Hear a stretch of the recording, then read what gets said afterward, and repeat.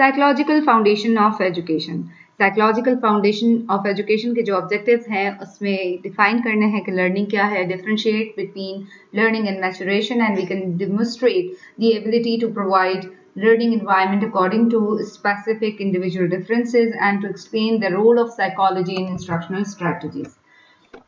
जो हमारी क्लासरूम में बच्चे आते हैं वो different physical, social, economic, academic background से बिलोंग करते हैं और टीचर का ये काम है कि इन डिफरेंसेस को थ्रू किस तरह चेक कर सकें with the help of teaching strategies use करके आप उन डिफरेंसेस को चेक करें कि वेदर वो जो डिफरेंसेस हैं, इंडिविजुअल डिफरेंसेस हैं, क्या वो कॉग्निटिव हैं, सेंसरी हैं या नॉन सेंसरी हैं। बिसाइड दीज डिफरेंसेस जो बच्चे हैं उनके बिहेवियरल इश्यूज भी होते हैं, बिहेवियरल प्रॉब्लम्स होते हैं, कम्युनिकेशन डिसऑर्डर्स हैं, इमोशनल प्रॉब्लम्स हैं। स्कूल बेसिकली इम्पॉर्टेंट जो एलिमेंट रखता है वो ये होता है कि उन एक्सेप्शनल चिल्ड्रन को स्पेशल काइंड ऑफ असिस्टेंस के साथ उनको प्रोडक्टिव मेंबर ऑफ सोसाइटी बनाया जा सके। तो टीचर का जो काम है वो इंडिविजुअल डिफरेंसेस को किस तरह से असेस करती हैं या किस तरह से चेक करती हैं, वो थ्रू स्क्रीनिंग करती हैं, डायग्नोस करती हैं। स्क्रीनिंग इज अ प्रोसेस जहाँ पे आप बच्चों के प्रॉब्लम्स को ऑब्जर्व करते हैं, चेक करते हैं कि वेदर उनमें क्या प्रॉब्लम्स है, वो क्यों इस तरह से बिहेव कर रहे हैं, या वो आपकी लर्निंग जो आप उनको टीच करवा रहे हैं, टीचिंग कर रहे हैं, वो क्यों उन चीज़ों को प्रॉपर तरीके से लर्न नहीं कर पा रहे हैं, या उनको कहाँ से लर्निंग स्टार्ट करवानी है। उसके लिए स्क्रीनिंग का प्रोसेस किया जाता है, डायग्नोस किया जाता है और फिर टीचर क्लासीफाई करती है, प्लेसमेंट करती है। क्लासिफिकेशन या प्लेसमेंट इज जहाँ पे आप उनको डिफरेंट टास्क प्रोवाइड करते हैं, डिफरेंट क्लास फेलोज के साथ बिठाते हैं ताकि आप उनकी जो हिडन पोटेंशियलिटीज हैं, जो उनके प्रॉब्लम्स हैं उनको समझ सके और उनमें कौन कौन सी क्वालिटीज हैं उनको भी समझने के लिए भी हम डायग्नोस करते हैं कि बच्चों में क्या क्या एबिलिटीज हैं, क्या स्किल्स पाए जाते हैं, ताकि हम उनको उस तरह से उस लेवल की तरफ लेकर आ सकें। Then teacher also plan the instruction. Instructional planning में टीचर जो डिफरेंट तरह का कंटेंट प्रिपेयर करती है ताकि ये पता चल सके कि कौन मीडियोकर है, कौन हाई लेवल पे बच्चे लर्नर हैं, कौन जो है वो मॉडरेट हैं और कौन जो है वो लोअर लेवल पे हैं जो उनके इंस्ट्रक्शनल ऑब्जेक्टिव्स को मीट कर सकते हैं, कौन नहीं कर सकते और कौन इन बिटवीन है। और उसके बाद आप जो बच्चे की इवैल्यूएशन है, पेपर इवैल्यूएशन जो स्टूडेंट इवैल्यूएशन होती है, असेसमेंट होती है, आप उससे भी चेक करते हैं कि बच्चों में कितनी कैपेबिलिटीज हैं, उन्होंने कितना कंटेंट को समझा है। टेस्ट लेके हम चेक कर सकते हैं कि इस बच्चे में कितनी कैपेबिलिटीज हैं, कितनी पोटेंशियलिटीज हैं, कितने लेवल पे अभी ये बच्चा है और कहाँ से इसको इंस्ट्रक्शन दी जा सकती है फर्दर। और फिर प्रोग्राम इवैल्यूएशन से भी चेक किया जाता है, एज अ होल जो प्रोग्राम इवैल्यूएट किया जाता है उसमें कौन कौन से बच्चे कहाँ फॉल कर रहे हैं, तो उसको देखने के लिए भी टीचर प्रॉपर तरीके से असेस करती हैं। लर्निंग एनवायरनमेंट एक्सेप्शनल स्टूडेंट्स के लिए डिफरेंट होता है, या तो लीस्ट रिस्ट्रिक्टिव होता है कि रेगुलर क्लासरूम उनको अटेंड करना है, फिर या रिस्ट्रिक्टिव एनवायरनमेंट दिया जाता है कि आप किसी एक इंस्टीट्यूशन में रहें या किसी आप जो रेजिडेंस में रहें, किसी घर में रहें, या उन बच्चों को आप जो अकॉर्डिंग टू देयर हायर और नॉर्मल लेवल के मुताबिक उनको टीच करते हैं कि आप उनके जो इंडिविजुअलाइज्ड एजुकेशन प्रोग्राम है जिसमें ये है कि आप हर एक बच्चे की इंडिविजुअल डिफरेंसेस को चेक करते हुए कि उनके क्या क्या प्रॉब्लम्स हैं उनको उस तरह से एजुकेट किया जाता है, उनको उस तरह से प्रोग्राम्स उनको उस तरीके से डिजाइन किए जाते हैं। इंडिविजुअल डिफरेंसेस और लर्निंग को अगर हम देखें तो हमें ये पता है कि हर एक बच्चे की जो सेम बच्चे अगर एज वाइज भी हैं तो फिजिकली वो डिफरेंट होते हैं। 8 साल का बच्चा किसी का बहुत ज़्यादा थिन होता है तो किसी का बहुत ज़्यादा टॉल होता है, किसी का जो है वो चबी होता है। कोई बच्चे जो है वो बहुत ज़्यादा आपको वीक नज़र आते हैं लेकिन वो एज वाइज अपनी एज से ज़्यादा बड़े होते हैं, लेकिन वो ऐसे लगता है कि वो छोटे हैं। उनका जो इसी तरीके से फिजिकली और इंटेलिजेंटली भी वो डिफरेंट है, इमोशनली भी डिफरेंट है। उनकी maturity level, social development according to their environment होती है कि उनको कौन सा इन्वायरमेंट मिला था, तो उसकी वजह से उनकी इंटेलिजेंस, इमोशनल मेच्योरिटी और सोशल डेवलपमेंट डिफरेंट होती है। इंडिविजुअल डिफरेंसेस को अगर हम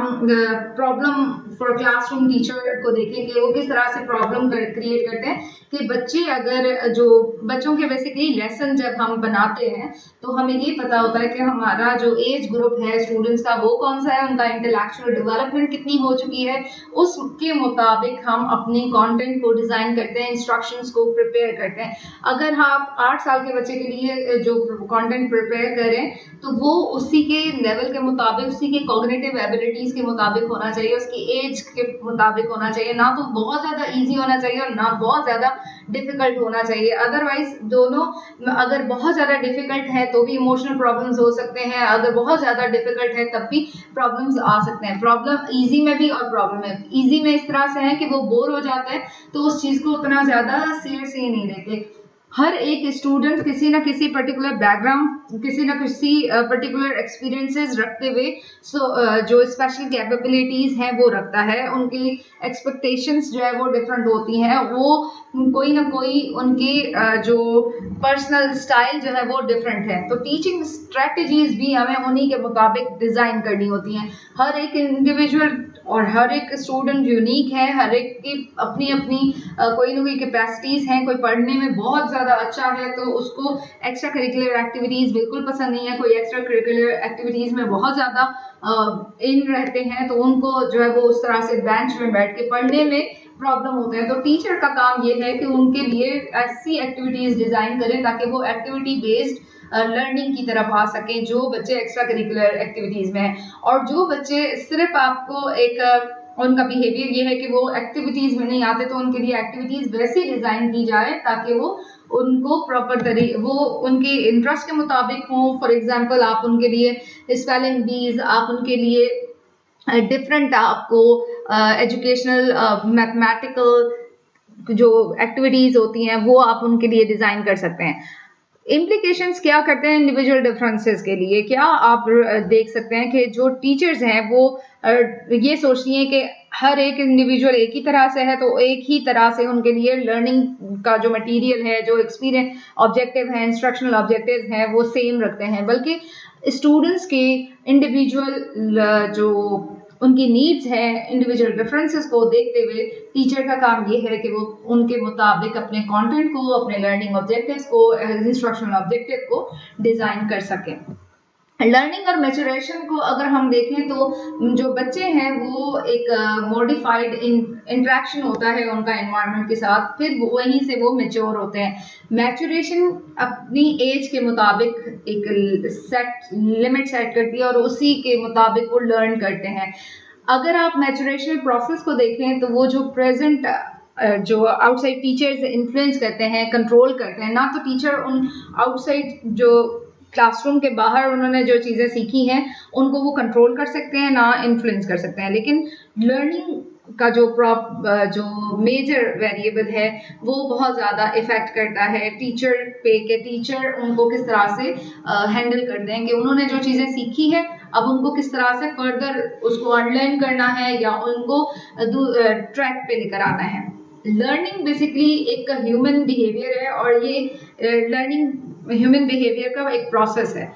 चीज़ें आप कुछ ना कुछ सीखते हैं, हर एक चीज़ पे यू डू और थिंक यू लर्न समथिंग। और इसमें आप लैंग्वेज जब सीखते हैं, कस्टम्स हैं, एटीट्यूड्स हैं, बिलीव्स हैं, गोल्स हैं, पर्सनालिटी ट्रेड्स हैं, अडेप्टिव हो, मेल अडेप्टिव हो। लर्निंग जो है वो आपकी रिलेटिव हो सकती है, परमानेंट हो सकती है, और लर्निंग आपकी चेंज करती है बिहेवियर को और वो बिहेवियर आपका परमानेंट चेंज हो जाता है। और उसके जो ये बेसिकली किसी न किसी प्रैक्टिस और एक्सपीरियंसेस के बेस पे आप किसी न किसी चीज़ को सीखते हैं और आपका बिहेवियर चेंज हो जाता है। लर्निंग आपकी नेगेटिव भी हो सकती है और पॉजिटिव भी हो सकती है। अगर आप ऐसे एनवायरनमेंट में रहे हैं जहाँ पे आपको नेगेटिव चीज़ों की तरफ लेके जाया गया है तो वो भी आपकी लर्निंग है। आप उसको ये नहीं कर सकते कि आपने कुछ सीखा नहीं है या आपने कुछ लर्न नहीं किया है। You have learn something but you have learn words, और you should design your being a teacher. आप डिसाइड करेंगे कि बच्चों को आपने किस तरह से कौन से ट्रैक पे लेकर आना है। बेटर ट्रैक पे लेकर आने के लिए आप उनके बिहेवियर को चेंज करेंगे। और लर्निंग एबिलिटीज को बढ़ाने के लिए डिफरेंट स्ट्रैटेजीज को यूज करना बहुत इंपॉर्टेंट है। ये जो चेंज है वो थ्रू प्रैक्टिस और एक्सपीरियंसेस आती है कि पहले तो आप ये डिस्टिंग्विश करें कि बच्चे कितने मैच्योर हो चुके हैं और कितनी मैच्योरेशन उनमें आ चुकी है, उस मुताबिक आप उनका जो एक्सपीरियंसेस है उस तरफ लेकर आए, उनको उस तरह से मोटिवेट करें। मोटिवेशनल थीरीज हैं डिफरेंट, आप उनको अडॉप्ट करते हुए, उनको प्रैक्टिस करते हुए बच्चों के लिए वो चीज़ें पॉजिटिव एलिमेंट, पॉजिटिव बिहेवियर के लिए की तरफ लेकर आ सकें। जो लर्निंग है वो परमानेंट होती है रिलेटिवली अपने नेचर में, कि जब आप कोई चीज़ सीखते हैं तो बहुत टाइम तक आप वो चीज़ अनलर्न करने में आपको बहुत प्रॉब्लम होती है। अगर हम इंडिविजुअल डिफरेंसेस को देखें तो बीइंग अ टीचर को ना सिर्फ टीचर होती है बल्कि मैनेजर, फैसिलिटेटर भी होती है, जिसमें वो ये हर चीज को देख रही होती है कि हम किस तरह से स्टूडेंट को किसी लर्निंग प्रोसेस की तरफ लेकर आ सकें। और लर्निंग प्रोसेस के लिए जो बहुत ज़्यादा इम्पोर्टेंट जो इंटरेक्शन होती है स्टूडेंट की, वो लर्निंग में स्टूडेंट, पेरेंट और आप खुद बीइंग अ टीचर भी इन्वायरमेंट के साथ इंटरैक्ट करते हैं। आप इन्वायरमेंट में, इफेक्टिव इन्वायरमेंट में किस तरह से कोई चेंज लेकर आ सकते हैं बच्चों के बिहेवियर में। उसके लिए 4 क्रूशियल जो एलिमेंट्स हैं: person, interaction, environment and behaviour change. कि पहले तो आप देखें कि आप किस तरह से, पहले आप बच्चों को देखें आपको किस एज ग्रुप को पढ़ाने जा रहे हैं, उनकी इंटरेक्शन किस तरफ है, कौन सी सोसाइटी को बिलोंग कर रहे हैं, क्या उनके एजुकेशनल बैकग्राउंड है, क्या उनके सोशल बैकग्राउंड है। उसके बाद इन्वायरमेंट को देखें कि वो इन्वायरमेंट कितना ज़्यादा आपके लिए फिजिबल है, कितना ज़्यादा लिबरल है, क्या बहुत ज़्यादा आप किस इन्वायरमेंट को पढ़ाने जा रहे हैं। फिर आपका behaviour change according to that होगा। और ये 4 प्री रेक्विजिट बहुत इंपॉर्टेंट है किसी भी लर्निंग प्रोसेस के लिए, कि जब आप बीइंग अ टीचर किसी चीज़ को लर्न करवाने जा रहे हैं तो उस वक्त आपने इन 4 चीज़ों को बहुत ज़्यादा फोकस करना होगा। वॉरेल और स्टिलवेल जो है वो ये कहते हैं कि जो कैरेक्टरिस्टिक्स है बिहेवियर के, वो बिहेवियर ऑफ लर्निंग है। बिहेवियर ऑफ लर्निंग में ये है कि पहले तो आप बच्चे को लर्निंग की तरफ लेकर आए, बच्चे को रेडी करें, रेडीनेस चेक करें कि बच्चे उस चीज़ को सीखने के लिए रेडी भी हैं या नहीं है। उसके बाद आप प्रेडिक्ट करें कि क्या अब इनके जो इंटरेस्ट है वो अरोज हो चुके हैं, वो इंटरेस्टेड हैं किसी भी चीज़ को लर्न करने के लिए। क्योंकि आप पहले उनको प्रीवियस कोई स्टोरी बताएं, स्टोरी में जब वो आपको आपके साथ कोऑर्डिनेट करते हैं, आपको रिस्पॉन्स देते हैं, that means you now predict that they are ready to learn. और उस लर्निंग की प्रिडिक्शन के बाद आप देखें कि बच्चे किस तरह के हैं, क्या उनका बिहेवियर ओवर्ट है, कोवर्ट है। ओवर्ट मीन्स दैट मीन्स कि क्या बच्चे बहुत ज़्यादा शाय हैं, बहुत ज़्यादा एक्टिव हैं, बहुत ज़्यादा जो है वो लोगों के साथ इंटरेक्शन करने में उनको मज़ा आता है, अपने आप को सबके सामने एक्सप्रेस करने में मज़ा आता है, या वो बहुत ज़्यादा हिडन और खामोशी से रहने वाले और आइसोलेशन में रहने वाले हैं, आइसोलेट होकर वो बहुत ज़्यादा अच्छा परफॉर्म करते हैं इंस्टेड ऑफ इन ग्रुप। तो जो बिहेवियर है वो ये भी है कि आप उस बिहेवियर को किस तरह से सीखते हैं। जो बिहेवियर है वो आपका एप्रोप्रिएट और इनएप्रोप्रिएट, एप्रोप्रिएट और इनएप्रोप्रिएट अकॉर्डिंग टू सिचुएशन है, कि जहाँ जिस चीज़ को आपने सीखना है वो जो एनवायरनमेंट है उसके मुताबिक उसका एप्रोप्रिएट बिहेवियर है या नहीं, उसका जो एप्रोप्रिएट है वो उसके मुताबिक है या उसका बिहेवियर उसके मुताबिक नहीं है। फिर आप उस बिहेवियर को अनलर्न भी कर सकते हैं। कि फॉर एग्जांपल किसी बच्चे की ये आदत है कि वो लिखते हुए लेफ्ट मतलब कि बैक साइड से स्टार्ट करते हैं, अपनी हमेशा जो भी जो स्टार्टिंग है उनका पॉइंट वो रॉन्ग स्टार्ट करते हैं। तो टीचर का काम ये है कि कंटिन्यूस प्रैक्टिस करवाने के बाद आप उनको फर्दर नेक्स्ट जो आपका जो प्रॉपर तरीका है उसकी तरफ लेकर आ सकते हैं। Then it comes maturation. Maturation ये कि साइकोलॉजिकल सेंस रखा जाता है कि आप किस आपकी जो आप जब से पैदा हुए हैं और जब तक from the birth till the death आप कोई ना कोई चीज़ें सीखते हैं। तो हमें ये साइकोलॉजिकल सेंस करना होगा, हमें देखना होगा कि हमारी जो बॉडी में जितनी चेंजेस आई हैं, फिजिकल चेंज आया है, क्या हमारे मेंटल लेवल भी उतना ज़्यादा डेवलपमेंट हुआ है, क्या हमारा पर्सनल लेवल भी उतना ज़्यादा डेवलप हुआ है, हम सोशली उतना ज़्यादा स्ट्रांग हुए हैं या नहीं हुए हैं। फॉर एग्जाम्पल इसकी जो मैचुरेशन के या डेवलपमेंट के जो 4 एस्पेक्ट्स हैं, तीन, physical development, cognitive development, personal development, social development, कि आपकी बॉडी में कितनी चेंज आया, कि कहीं ऐसा तो नहीं कि आपकी न्यूट्रिशन की वजह से आपकी बॉडी में कोई डेफिशिएंसी रह गई है, या आपकी एज जो है वो 8 साल की है लेकिन आप 2-3 साल के बच्चों की तरह बिहेव कर रहे हैं, तो क्या मतलब आपका कॉग्निटिव लेवल प्रॉपर तरीके से डेवलप नहीं हुआ, आपका मेंटल लेवल उस तरह से, आप थिंकिंग पावर आपकी उस तरह से डेवलप नहीं हुई। फिर आपका पर्सनल डेवलपमेंट, कि आप अपने इंडिविजुअल पर्सनालिटी के लिए कितने ज़्यादा फोकस हैं, क्या आप प्रॉपर तरीके से बिहेव करते हैं, आप प्रॉपर तरीके से अपनी पर्सनालिटी को समझ सकते हैं कि मैं किस तरह की हूँ और मुझे किस तरह से बिहेव करना है, मुझे किस तरह से ड्रेसअप होना है। सोशल डेवलपमेंट, कि आप लोगों के साथ किस तरह से डील करते हैं, हर वक्त आप एग्रेसिव हो जाते हैं या आप अपने मूड के मुताबिक होते हैं, या आप उस सिस्टम के मुताबिक अपने आप को चेंज कर सकते हैं। जो लर्निंग और मैचुरेशन है उसके लिए ये बेसिकली बहुत इंपॉर्टेंट है कि आप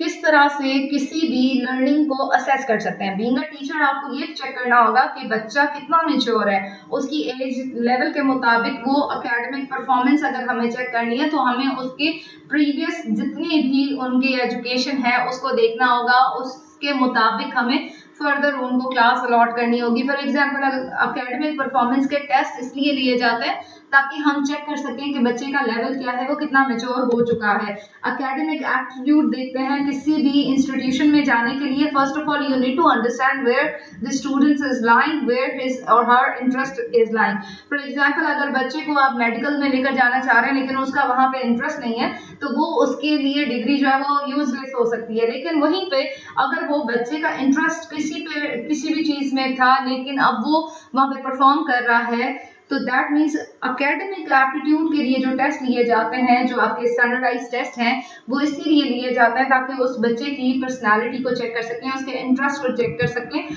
और फिर इंट्रा इंडिविजुअल डिफरेंसेस को देखा जाता है कि उसके जो डिफरेंसेस हैं कि उसमें उसकी पर्सनालिटी के डिफरेंसेस को अंडरस्टैंड करने के लिए भी टेस्ट किया जाता है। गिफ्टेड बच्चा है, टैलेंटेड बच्चा है, या कोई उसमें मेंटल रिटार्डेशन है, और इन सारी चीज़ों के लिए जो टेस्ट बनाए जाते हैं, साइकोलॉजिकल टेस्ट हैं, उनके थ्रू हम ये चेक कर सकते हैं। बच्चे में कोई विजुअल इम्पेयरमेंट्स तो नहीं है तो उस तरह के लिए आप या हेयरिंग या फिजिकल हैंडीकैप है, ये सारी चीज़ें हमें इसलिए समझने की ज़रूरत होती है ताकि हम एक इंस्ट्रक्शनल प्रोसेस को और टीचिंग लर्निंग प्रोसेस को प्रॉपर तरीके से कंडक्ट कर सकें और लर्निंग को मोर इफेक्टिव बना सकें। इंस्ट्रक्शनल स्ट्रैटेजीज और रोल ऑफ साइकोलॉजी में अगर हम ये देखें तो हर एक बच्चा किसी न किसी डिफरेंट बैकग्राउंड से बिलोंग करते हैं और हर अनसर्टेनिटी हमें वहाँ पे ज़रूर नज़र आती है। तो हमें ये चीज़ हम ये नहीं कह सकते कि हर एक चीज़, हर एक कंटेंट हर एक बच्चे के लिए है। तो स्कूल का काम ये है कि आप उस इंटरप्शन या अनफोर्सीन इवेंट्स को किस तरह से कवर कर सकते हैं कि बच्चे डिफरेंट बैकग्राउंड से आ रहे हैं, उनके साइकोलॉजिकल प्रॉब्लम्स हैं, उनकी कोई इंस्ट्रक्शनल जो प्रॉब्लम्स हैं, तो टीचर का काम ये है, स्कूल का काम ये है कि इंस्ट्रक्शनल स्ट्रैटेजीज को इस तरह से डिज़ाइन करें ताकि वो प्रॉपर तरीके से बच्चों की जो लर्निंग है उसको इंक्रीज कर सकें। और वो किस तरह से की जाती है कि हम डेली और रिव्यू करते हैं, चेक करते हैं कि बच्चों को हमने जो क्लास वर्क करवाया, जो हमने होमवर्क दिया, क्लास वर्क में बच्चों ने कितना ज़्यादा परफॉर्म किया, और वही चीज़ हमने जब उनको होमवर्क दिया तो उसमें वो कितना परफॉर्म कर रहे हैं, उसी से आप जज करते हैं कि बच्चों की साइकोलॉजी चेक करते हैं कि बच्चे बहुत ज़्यादा पंक्चुअल हैं तो बच्चे घर में जाके प्रॉपर तरीके से आपका होमवर्क करके आते हैं, बच्चे सेंसिबल हैं या नहीं है, उनकी प्रेजेंटेशन स्किल से आप समझ सकते हैं कि आप बच्चे को कौन सी प्रॉब्लम्स है, उनकी क्या कॉन्फिडेंस लेवल बहुत ज़्यादा हाई है, लो है, ओवर कॉन्फिडेंट है, या कहीं उनको और ज़्यादा कोई प्रॉब्लम है, फिजिकल प्रॉब्लम है, इमोशनल प्रॉब्लम है। तो उस चीज़ को भी समझने के लिए you need to give student a task to present himself और हरसेल्फ इन बिफोर किसी भी क्लासरूम के सामने। गाइडेड प्रैक्टिस होती है कि अगर कोई प्रॉब्लम्स आ रहे हैं तो उनको टीचर की गाइडेंस के साथ आप उसको प्रैक्टिस करवाएं ताकि उनके जो प्रॉब्लम्स हैं वो रिमूव हो सकें, उनको रिमीडियल्स करवाएं, उनको आप रिपीटेशन करवाएं, और उसके बाद जो करेक्टिव और फीडबैक कि फॉर एग्जांपल अगर बच्चों में कोई प्रॉब्लम्स हैं तो बच्चों को पॉजिटिव तरीके से फीडबैक दें ताकि वो उस प्रॉब्लम को सॉर्ट आउट कर सकें, प्रॉब्लम को रिजॉल्व कर सकें। इंडिविजुअल प्रैक्टिस की बहुत ज़रूरत है। फॉर एग्जांपल कोई बच्चे हैं जो कि हर एक के सामने नहीं परफॉर्म करते और ना ही अपने प्रॉब्लम्स बताते हैं, उनके लिए टीचर का काम ये है कि टीचर को अंडरस्टैंड करना होगा कि ये अगर बच्चा इंडिविजुअल अटेंशन सीकर है तो मुझे इसके साथ सीट वर्क करना होगा, मुझे इसके साथ बैठना होगा, इसको अलग से अटेंशन देनी होगी ताकि वो इंडिपेंडेंटली उस प्रॉब्लम से निकल आए और फिर अपनी क्लास के साथ प्रॉपर तरीके से कंटेंट को कवर कर सके। या फिर टीचर इस चीज को वीकली या मंथली बेसिस पे भी करवा सकते हैं कि वीकली बेसिस पे, मंथली बेसिस पे अगर आप उनको बच्चों को कोई ऐसी चीज दे रहे हैं, उनको उनके रिव्यूज लें, तो भी आप समझ सकेंगे कि आप बच्चों को बच्चे कहाँ पे हैं और उनको किस तरह से कौन सी टीचिंग स्ट्रैटेजीज यूज करते हुए उनको पढ़ाया जा सकता है। टीचिंग स्ट्रैटेजीज में कॉग्निटिव टीचिंग स्ट्रैटेजीज बहुत ज़रूरी हैं और ये अंडरस्टैंड करना होगा कि बच्चे का मेंटल लेवल कितना स्ट्रांग है, उसको रेलेवेंट और एक्टिवेटिंग प्रायर नॉलेज, पिछली जो उन्होंने चीज़ें सीखी हुई हैं उसको समझ के उन्होंने जो चीज़ें सीखी हुई हैं उसको रिलेट करते हुए फर्दर हम जो है वो अपना कंटेंट डिज़ाइन करें और उनको वर्टिकल करिकुलम की तरफ लेके जा सकें, वर्टिकल कंटेंट की तरफ। फॉर एग्जांपल जो बच्चों ने क्लास 1 में सीखा है उसी चीज़ को, इस्लामियात है, मैथमेटिक्स है, इंग्लिश है, कोई भी चीज़ है, उस चीज़ को कनेक्ट करते हुए आप दूसरी लेवल पे उसको फर्दर थोड़ा सा एडवांस लेवल पे बच्चों को वो चीज़ पढ़ाएं या लर्न करवाएं। एडवांस ऑर्गेनाइजर्स ये हैं कि आप उनको अगेन जो आपकी प्रीवियस नॉलेज है उसको रिलेट करें। एनालॉजीज आर कि जब आप एडवांस ऑर्गेनाइजर्स कहते हैं कि फॉर एग्जांपल आपने कंटेंट को ऐसे डिज़ाइन नहीं करना है कि आप हर एक बच्चे को ये समझें कि ये सारे आइंस्टाइन हैं और ये समझ जाएंगे चीज़ों को, बल्कि आपने 3 लेवल्स पे करना है। बहुत ज़्यादा इजी भी नहीं करना, बहुत ज़्यादा डिफिकल्ट भी नहीं करना और बहुत ज़्यादा मॉडरेट भी नहीं करना। आपने हर एक इंडिविजुअल को बहुत ज़्यादा फोकस रखना होगा। आपने ये देखना होगा कि फॉर एग्जांपल अगर कुछ बच्चे ऐसे हैं कि बहुत ज़्यादा इंटेलिजेंट हैं तो कंटेंट को ऐसे डिज़ाइन करना होगा कि वो उनके मुताबिक भी हो। वो जब कंटेंट पढ़ें तो ये ना हो कि वो उनके लिए बहुत ज़्यादा इजी हो तो वो बोर हो जाए, या कोई बच्चे बहुत ज़्यादा डल हैं तो उनके लिए भी ऐसा कंटेंट ना हो कि वो जो चीज़ पढ़े उनको डिफ़िकल्ट ही लगे। तो कंटेंट को दोनों की डिफ़िकल्टी इंडेक्स को देखते हुए हमने डिज़ाइन करना होगा। फिर एनालॉजीज आते हैं टीचिंग, कॉग्निटिव टीचिंग में, जिसमें यह है कि बच्चे की जब आप एडवांस ऑर्गेनाइज कर देते हैं, आपने उनके बेसिक्स बना दिए हैं, अब आप उनको कुछ ऐसी चीज़ें बताएं जिससे वो प्रेडिक्ट कर सकें कि हम आगे क्या पढ़ रहे हैं। फॉर एग्जांपल अगर आप उनको जो एडवांस ऑर्गेनाइजर है वो ये डेवलप करते हैं कि अंडरस्टैंडिंग को आप स्टूडेंट के मुताबिक बनाएं, लेकिन थोड़ा सा एडवांस करके। वो किस तरह से होगा कि आप उनको बैटल बताएं कि फिजिकल जो आपकी जो फॉर एग्जांपल आपकी बॉडी इफेक्ट हो सकती है, आपको चोट लग सकती है, आपकी डेथ हो सकती है, आप बैटल के थ्रू बताएं कि ये जंग है। अब आप क्या कॉन्सिक्वेंसेस बताते हैं कि इस जंग के बाद क्या होगा, विक्ट्री और लॉस के अलावा आप क्या कहते हैं कि इसके और कॉन्सिक्वेंसेस क्या होंगे। तो वो जब आपको बताएंगे कि इसमें हम फिजिकल डैमेजेस को देख सकते हैं, तो ये आप उनकी एनालॉजीज बना रहे हैं। फिर आपका इलेबोरेशन आ जाता है। इलेबोरेशन में ये है कि आपके जो प्रीवियस जो आइडियाज हैं उनको देखते हुए आप करंट जो आइडियाज हैं उसको, एग्जिस्टिंग जो आइडियाज हैं उनके मुताबिक उनको, जो अभी जो आप पढ़ रहे हैं लेकिन ऑलरेडी उनके माइंड में कोई ना कोई चीज़, ऐसी चीज़ पड़ी हुई होगी, तो अब आप बीइंग अ टीचर आपका ये काम है कि आप कोई ऐसा कंटेंट, कोई ऐसा आइडिया लेकर आए जो कि उनकी प्रीवियस नॉलेज, प्रीवियस अंडरस्टैंडिंग के साथ कोलैबोरेट करता हो, इलेबोरेशन करता हो।